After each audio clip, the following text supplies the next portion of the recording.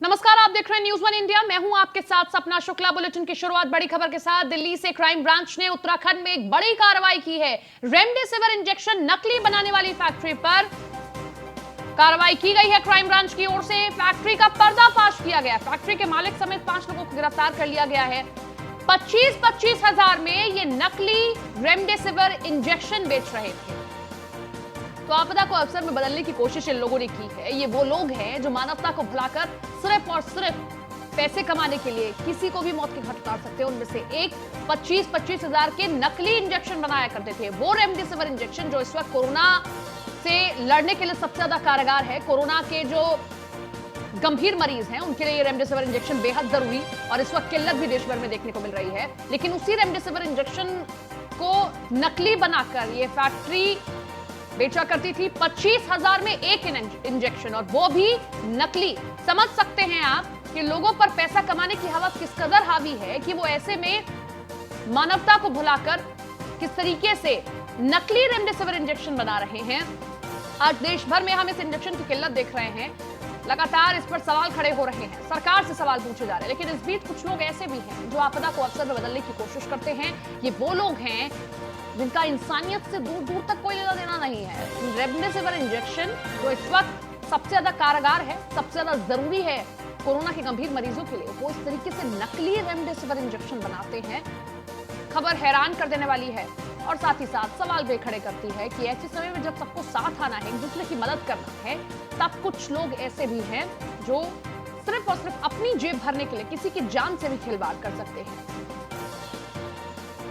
तो देहरादून में दिल्ली पुलिस की क्राइम ब्रांच ने नकली रेमडेसिविर बनाने का एक फैक्ट्री का भांडाफोड़ किया है। गिरोह के सरगना समेत 5 लोगों को गिरफ्तार कर लिया गया है। ये गिरोह उत्तराखंड के हरिद्वार, रुड़की और कोटद्वार में अवैध फैक्ट्रियों में नकली रेमडेसिविर का उत्पादन करता है। प्रत्येक नकली इंजेक्शन 25 हजार रुपये तक बेचा जा रहा था और सूत्रों की माने तो कोटद्वार में नकली फैक्ट्री ये मिली है। तो ये बड़ी खबर देहरादून से आप देख रहे हैं।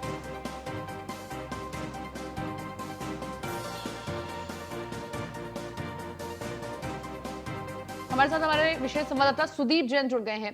सुदीप, बहुत हैरान करने वाली ये खबर है। जब जरूरत है कि हम सबको साथ आना है, तब कुछ लोग ऐसे भी हैं जो सिर्फ और सिर्फ पैसा कमाने का जरिया तलाश रहे हैं और लोगों की जान से खिलवाड़ कर रहे हैं। किस तरीके से अब कार्रवाई की गई है, पूरी फैक्ट्री सील कर गई है और कहां तक अब तक नकली रेमडेसिविर इंजेक्शन पहुंचा चुके हैं, क्या खुलासा हुआ है इसका? जी देखिए, ये दिल्ली पुलिस की जो स्पेशल सेल है, जो अपने आप में बहुत शार्प, बहुत तेज मानी जाती है, उसकी डीसीपी थी मोनिका भारद्वाज। उनके नेतृत्व में एक टीम गठित हुई थी। इनको सूचना मिली थी दिल्ली नोएडा के लोगों से कि कुछ लोग ऐसे हैं जो रेमडेसिविर 25 हजार रुपए में उत्तराखंड में देने का दावा कर रहे हैं और उनका दावा है कि वहीं एक फैक्ट्री लगी हुई है। सूत्र बताते हैं कि स्पेशल सेल ने ऐसे कुछ नकली रेमडेसिविर इंजेक्शन पहले खुद लिए और उनपे देखा ना बैच नंबर जो जरूरी होता है और जो जरूरी जानकारियां दवा निर्माता कंपनी इंजेक्शन पर देती है वो नहीं थी। यानी भोले भाले लोगों को ये फंसाने की चाल थी। इसके बाद टीम जो कल दिल्ली स्पेशल की जिसने रेड की, उसने हरिद्वार के इंडस्ट्रियल एरिया भगवानपुर के आसपास, इकबालपुर और कोटद्वार में रेड की है। कोटद्वार में नकली फैक्ट्री, नकली इंजेक्शन बनाने का पूरा सेटअप मिला है, जहां से उनको खाली शीशियां वगैरह और रैपर आदि मिले हैं। पूरी रेड के दौरान कुल 5 लोगों को स्पेशल सेल ने अरेस्ट किया है। मजे की बात यह है कि उत्तराखंड पुलिस को इसकी कोई भनक नहीं लगी। दिल्ली पुलिस की स्पेशल सेल की टीम ने ये पूरी कार्रवाई अपने स्तर पर अंजाम की है। हालांकि उत्तराखंड राज्य के एसटीएफ ने कल ये एक संकेत जरूर दिया था कि कुछ लोग रेमडेसिविर उपलब्ध कराने के नाम पर ऑनलाइन लिंक भेज रहे हैं, लोगों को ठग रहे हैं। ऐसे लोगों के पास इंजेक्शन नहीं है, लोग उनसे सतर्क रहे। तो ये आपदा में अवसर तो है ही, साथ ही एक आपराधिक कृत्य भी है। हमने कुछ दिनों पहले देखा कि गाजियाबाद, नोएडा में बड़े डॉक्टर, बड़े संचालक इंजेक्शनों और लाखों रुपयों के समेत पकड़े जा रहे हैं, जो लाइफ सेविंग ड्रग्स है। तो निश्चित तौर पर हैरान करने वाला है और शर्मसार करने वाला भी है कि इस महामारी में ये स्थिति पैदा की जा रही है। सुदीप, आपने बहुत बड़ा सवाल खड़ा किया। ये सबसे बड़ा सवाल है कि आसपास की जो पुलिस है उसको कानों कान भनक नहीं लगती है। ये बहुत बड़ा फेलियर उनका है। और दूसरा ये भी हम समझना चाहेंगे आपसे कि आखिर कब से ये फैक्ट्री यहाँ पर सेटअप थी या नई नई फैक्ट्री ऐसे लगाई गई? क्योंकि कई बार ऐसा होता है कि रिहायशी इलाकों में ऐसी फैक्ट्रियां चल रही होती हैं, आसपास के लोगों को इसकी भनक नहीं होती कि अंदर क्या काम हो रहा है, और उसके बाद धड़ल्ले से ऐसे काले कारनामे किए जाते हैं। तो ये फैक्ट्री कहाँ थी, क्या रिहायशी इलाके में थी, और क्यों पुलिस तक इसकी सूचना अब तक नहीं पहुंच पाई, और कब से सेटअप थी? देखिए, ये फैक्ट्री बताया ये जाता है कि जब रेमडेसिविर इंजेक्शन चर्चाओं में आया उसके बाद ही सेटअप हुई है, पहले नहीं थी। और एक कोटद्वार से सटे खो नदी के आसपास कहीं संचालित हो रही थी। दिल्ली स्पेशल सेल से अभी तक हमारी कोई बात नहीं हो पाई है, लेकिन ये फेल्योर के तौर पर निश्चित तौर पर देखा जाना चाहिए, क्योंकि हर नगर में, हर कस्बे में थाना चौकी के अलावा LIU यानी लोकल इंटेलिजेंस यूनिट की व्यवस्था होती है, जो छोटी बड़ी हर सूचना पर काम करती है, अपने अफसरों को, अपने थानी चौकी को ब्रीफ करती है, अपने LIU और LIU इंटेलिजेंस स्टेट को ब्रीफ करता है। तो कहीं ना कहीं ये एक बहुत बड़ी चूक भी कह सकते हैं, ये ब्रीच भी है, या इसे लापरवाही की भी श्रेणी में देखा जाना चाहिए कि उत्तराखंड में दिल्ली पुलिस की स्पेशल टीम ने जो रेड की, वो उत्तराखंड पुलिस को या स्थानीय थाना पुलिस को, क्योंकि ये जो कोट द्वार है ये पौड़ी जिले में आता है, उनको शायद ये जानकारी नहीं थी और स्पेशल सेल ने अपने स्तर पर ही कार्रवाई को अंजाम दिया। देखिए, हम क्राइम के, अपराध की खबरों को दो तरीके से समझते हैं। कई दफा ज्वाइंट रेड होती है, इसका मतलब ये भी माना जाता है कि बाहर की पुलिस ने स्थानीय पुलिस की मदद लेते हुए कार्रवाई को अंजाम दिया, लेकिन स्पेशल सेल से जो जानकारी आई है, स्पेशल सेल ने उत्तराखंड पुलिस या पौड़ी पुलिस का कोई जिक्र नहीं किया है। इसका मतलब कि ये कार्रवाई दिल्ली स्पेशल सेल ने अपने इंफॉर्मेशन पे अपनी टीम के सहित रेड करते हुए की। चलिए, निश्चित तौर पर ये एक बड़ा फेलियर भी है वहां की पुलिस का भी, और बड़ा सवाल भी है कि ये कौन लोग हैं जो रहते इंसान की शक्ल में है, लेकिन ये तक नहीं समझते कि ये समय अवसर तलाशने का नहीं है, पैसे कमाने का नहीं है, बल्कि एक दूसरे की मदद करने का। बहुत बहुत शुक्रिया सुदीप, आपका तमाम जानकारी के लिए।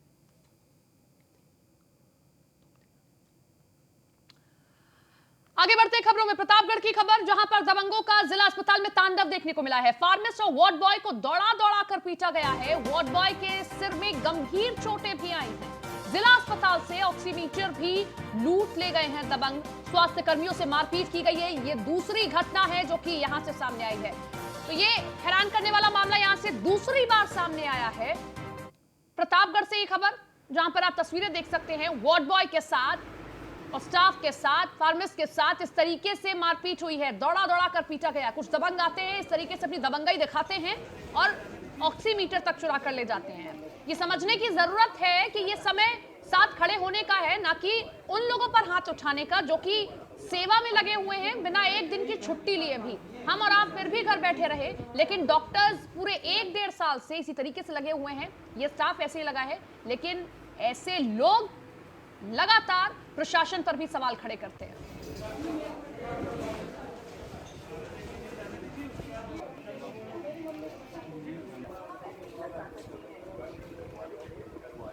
तो ये बड़ी खबर प्रतापगढ़ से आप देख रहे हैं, जहां पर वार्ड बॉय के साथ मारपीट हुई है, फार्मासिस्ट के साथ मारपीट हुई है। न्यूज़ वन इंडिया एक्सक्लूसिव ये तस्वीरें आपको दिखा रहा है और सवाल भी कर रहा है कि ऐसे समय में, ये देखिए आपको सीसीटीवी फुटेज भी हम दिखा रहे हैं। एक बार सीसीटीवी फुटेज देखिए, कैसे ये आते हैं मनमाने तरीके से और अस्पताल में चिल्लाना शुरू करते हैं, मारपीट करना शुरू कर देते हैं। आप देखिए किस तरीके से ये शख्स जो आपको रेड टी शर्ट में दिखाई देगा, किस तरीके से मारपीट करना शुरू कर देता है। मनु सिंह हमारे साथ, हमारे सहयोगी जुड़ गए हैं। मनु, किस तरीके से कार्रवाई इन पर की गई है? और बहुत हैरान करने वाला मामला है, 2 बार ऐसे मामले सामने आ गए हैं। प्रशासन क्या कर रहा है? सो रहा है, दिखाई नहीं देता है, और वहां पर हमें पुलिस तक दिखाई देती है। हालांकि मैं आपको बता दें, जिस तरह से प्रतापगढ़ के जिला अस्पताल में इमरजेंसी वार्ड पर स्वास्थ्य विभाग की बड़ी लापरवाही देखने को आई है सामने, जहां लगातार आज दूसरा दिन मामला सामने आया, जहां दबंगों ने लगातार फार्मासिस्ट हो या डॉक्टर हो या वार्ड बॉय हो, दौड़ा दौड़ा कर पीट रहे हैं। तो डॉक्टर और वार्ड बॉय भी गंभीर रूप से घायल भी हो जाते हैं। जहां वार्ड बॉय जेपी को दबंगों ने इतना पिटाई कर दिया, जहां उनका सर फट गया, गंभीर रूप से इतना घायल हो गया, जिला अस्पताल से प्रयागराज के लिए रेफर कर दिए गए। तो वहीं दबंग जो थे वो कैबिनेट मंत्री के करीबी बताए जा रहे हैं, जहाँ दबंग स्वास्थ्य कर्मियों पर लगातार रौब झाड़ रहे थे। जहाँ सूचना पे वहीं जिला अस्पताल के बगल में ही चौकी है, जहाँ चौकी पर नहीं रहते हैं पुलिस। लगातार जिस तरह से प्रतापगढ़ के स्वास्थ्य विभाग के कर्मचारियों की लगातार लापरवाही आई, तो वहीं सांस लेने में दिक्कत हो रही थी मरीज को। तो वहाँ तमीदारों ने लगातार अस्पताल में इमरजेंसी में डॉक्टर बुलाने की कोशिश की, डॉक्टर नहीं आए। तो दबंगों ने लगातार तांडव किया। जब डॉक्टर आते हैं, वार्ड बॉय आते हैं, दबंगों ने, तमीदारों ने लगातार डॉक्टर और चिकित्सक को जमकर पिटाई करते हैं। कैबिनेट मंत्री के ये नजदीकी हैं, इस तरीके से आकर कुछ भी नहीं कर सकते हैं। और अगर बार बार स्टाफ को बुलाया जा रहा था तो आप कार्रवाई करने के लिए पुलिस को कह सकते थे, अगर वो नहीं आ रहे हैं। इस तरीके से मारपीट करना कितना सही है? पुलिस क्या कह रही है और स्टाफ क्या कह रहा है? आखिर अचानक नौबत मारपीट तक क्यों आ गई? महिला रोकने की भी कोशिश करती है। हालांकि जिस तरह से प्रतापगढ़ में स्वास्थ्य विभाग एकदम लापरवाह बना हुआ है, बात की जाए तो वहाँ स्वास्थ्य विभाग के जिस तरह से वहाँ पे लगातार आए दिन मौत हो रही है जिला अस्पताल में, सीएमओ फोन नहीं उठाएंगे, मरीजों से बात नहीं करेंगे, तमीदारों से बात नहीं करेंगे। लगातार वहाँ के कर्मचारी भी जब सीएमओ से बात करने की कोशिश करेंगे, वहाँ संविधान लगा था, जब तांडव पे उतार आते हैं सीएमओ को बुलाने की कोशिश करते हैं, चिकित्सक भी कोशिश करते हैं, लेकिन वहाँ के सीएमओ इमरजेंसी वार्ड में आते नहीं। जिस तरह से लगातार वहाँ पे दबंगों ने एक बड़ा बवाल और भी वहाँ पे करते हुए ऑक्सीमीटर और ऑक्सीजन के सिलेंडर भी लूट ले गए। जिस तरह से सांस लेने में वहाँ पे अभी भी मरीजों की दिक्कत हो रही है, जहाँ स्वास्थ्य कर्मियों को मारपीट कर दूसरी भी घटना भी सामने आई है। जी चलिए, शुक्रिया आपका तमाम जानकारी के लिए। तो प्रतापगढ़ से तस्वीरें आप देख रहे हैं। देखिए, न्यूज़ वन इंडिया एक्सक्लूसिवली ये तस्वीरें आपको दिखा रहा है कि आखिर कौन लोग हैं जो ऐसे समय में भी उन लोगों के साथ मारपीट कर रहे हैं जो ऐसे समय में सैनिक हैं इस जंग के, उनकी जरूरत सबसे ज्यादा है, लेकिन क्योंकि आपा खो बैठते हैं, थोड़ा सा पेशेंस नहीं होता है और इस तरीके से मारपीट करना शुरू कर देते हैं। कैबिनेट मंत्री के करीबी भी बताए जा रहे हैं, हमारे सहयोगी ने जैसा बताया, लेकिन सबसे बड़ा सवाल कि प्रशासन क्या कर रहा होता है, क्यों ऐसे लोगों पर कार्रवाई नहीं होती है, एक ही अस्पताल से दो बार ऐसे मामले क्यों सामने आते हैं, कैसे लोगों की हिम्मत हो जाती है कि इस तरीके से हाथ उठा दिया जाए। दो तस्वीरें अब आपको एक बार फिर से दिखा रहे हैं।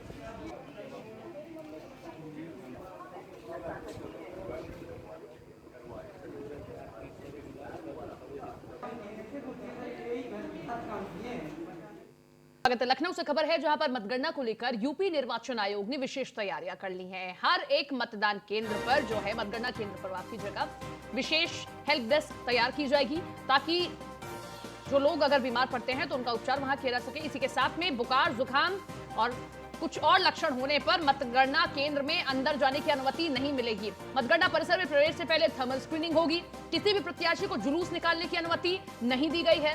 मतगणना से 48 घंटे पहले कोरोना टेस्ट की नेगेटिव रिपोर्ट लाना जरूरी है। कोविड रिपोर्ट दिखाने पर मतगणना केंद्र में जाने की अनुमति मिलेगी। राज्य निर्वाचन आयोग मनोज कुमार ने यह आदेश जारी किया है।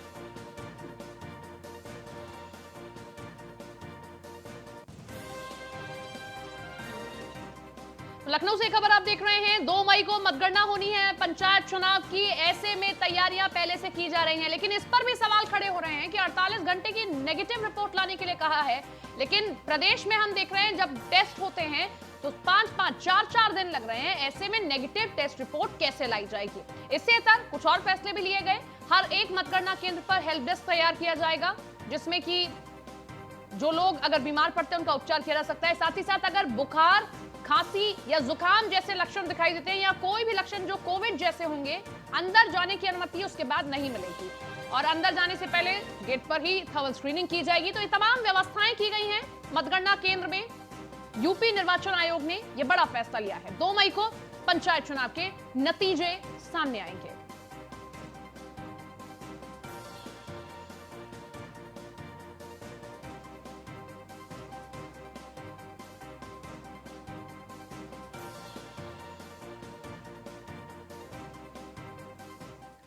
कानपुर से इस वक्त की बड़ी खबर, जहां पर एक ऑक्सीजन प्लांट में ब्लास्ट हुआ, जिसके बाद 2 मजदूर गंभीर रूप से घायल हो गए हैं और एक की जान गई है।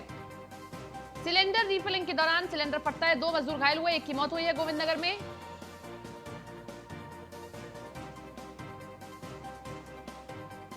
सिलेंडर रिफिलिंग के दौरान सिलेंडर फटा है, इसमें एक की जान गई है और एक मजदूर गंभीर रूप से घायल हुआ है। गोविंदनगर में स्थित इंडस्ट्रियल एरिया की यह पूरी घटना है। कानपुर से इस वक्त की बड़ी खबर आपको बता रहे हैं, जहां पर एक ऑक्सीजन प्लांट में ऑक्सीजन रिफिलिंग के दौरान यह हादसा हुआ है। एक मजदूर की जान गई है, वहीं एक मजदूर गंभीर रूप से घायल हो गया है। मौके पर प्रशासन पहुंचा है। गोविंदनगर में स्थित इंडस्ट्रियल एरिया की ये पूरी घटना बताई जा रही है। तस्वीरें हम आपको दिखा रहे हैं, कानपुर की तस्वीरें आप देख रहे हैं, जहां पर ये पूरा ब्लास्ट हुआ।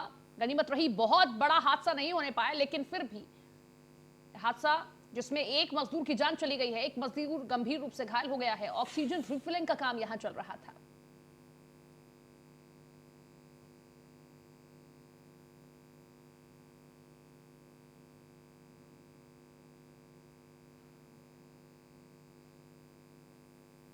कानपुर से खबर आप देख रहे हैं, पनकी ऑक्सीजन प्लांट में सिलेंडर ब्लास्ट हुआ है, जिसमें एक मजदूर की जान चली गई, एक मजदूर गंभीर रूप से घायल है। देश भर में हम देख रहे हैं ऑक्सीजन की किल्लत है, जिसके बाद ऑक्सीजन प्लांट अलग अलग जगहों पर सेटअप किए जा रहे हैं। लेकिन कई जगहों से ऐसी खबरें सामने आई जहां पर हादसा हुआ है ऑक्सीजन प्लांट में रिफिलिंग के दौरान, और उनमें से एक कानपुर है, जहां पर गोविंदनगर में इंडस्ट्रियल एरिया में ये पूरी घटना हुई है।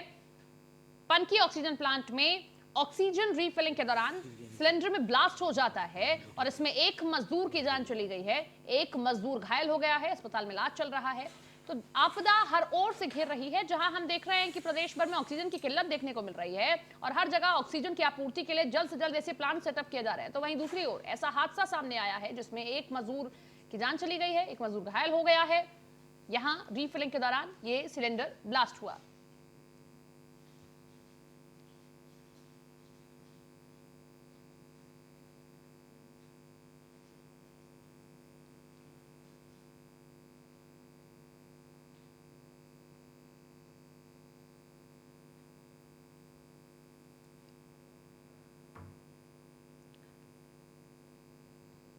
तो कानपुर से खबर,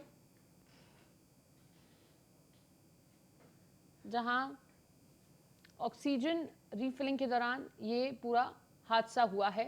ऑक्सीजन प्लांट में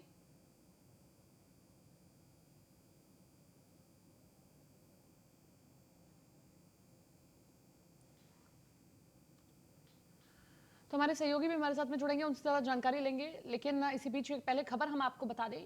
अपडेट इसमें यही है कि एक मजदूर की जान गई, एक मजदूर गंभीर रूप से घायल हो गया है। आखिर कैसे ये ब्लास्ट हुआ पूरा, ये एक बड़ा सवाल। रीफिलिंग के दौरान ये पूरा हादसा हुआ है।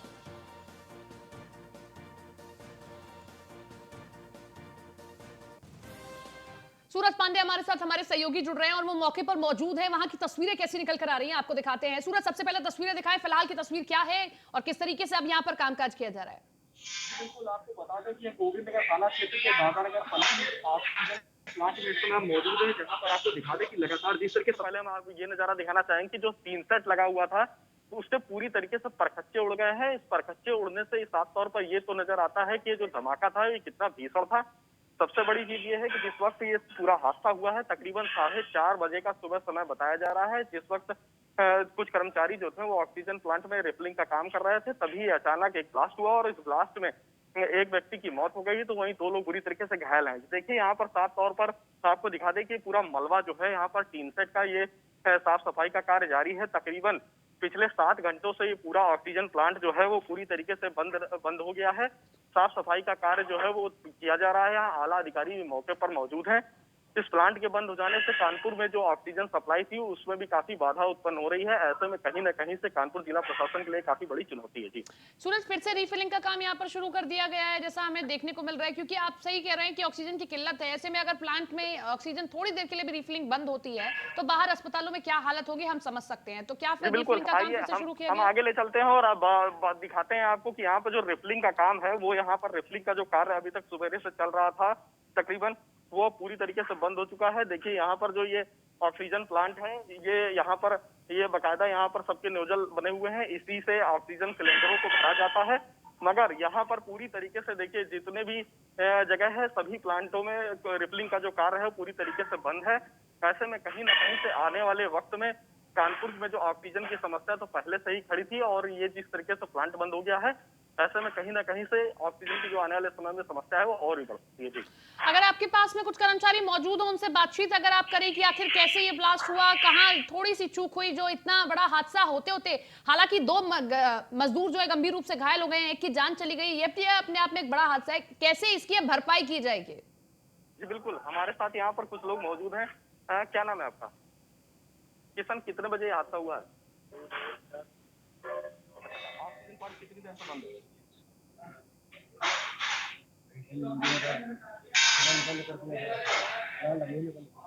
अच्छा, आपने बताया कैसे हादसा हुआ था कुछ बताइए।